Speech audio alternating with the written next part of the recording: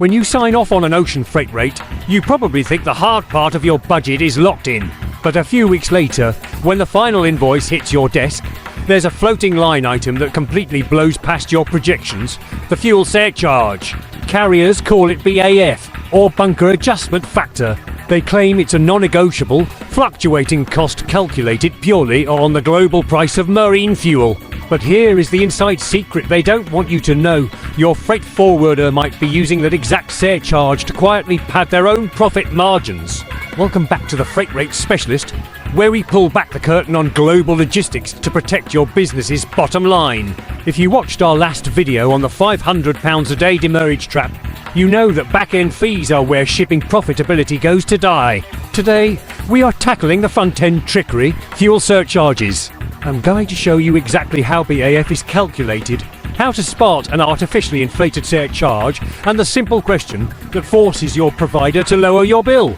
To catch a bad surcharge, you have to understand how a legitimate one is built. True bunker adjustment factors are determined by two things: the market price of fuel at major bunkering hubs, and a trade lane specific trade factor, which is essentially how much fuel a massive megaship burns per container on that specific route.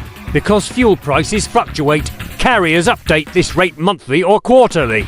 In a transparent world, your freight forwarder should simply pass that exact carrier cost directly to you. But because fuel math is complicated and constantly moving, it creates the perfect smokescreen for hidden markups. Speaker, here is how the trick works. A forwarder might win your business by quoting an incredibly low base ocean freight rate, let's say £1,500 for a 40-foot container. It looks great on paper, but when the invoice arrives, they charge you a fuel recovery surcharge that is £200 higher than the actual carrier market rate. If you question it, they give you a generic answer about global energy volatility. They know that most procurement teams don't have the time to check the public carrier tariff indices for that specific month. They accepted a low base rate over here, only to give it right back to the provider over there. So, how do you stop it? It comes down to one specific phrase in your next negotiation: nettle net BAF or floating BAF at carrier cost. When you are setting up your pricing agreements, explicitly state that all bunker surcharges must match the public indices of the actual ocean carrier moving the cargo, with zero forwarder markups. And when the invoice arrives, don't just look at the total. Ask your account manager for the specific carrier BAF matrix used for that sailing.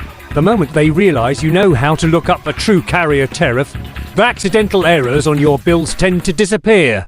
In global trade, the cheapest quote on day 1 is rarely the cheapest invoice on day 30.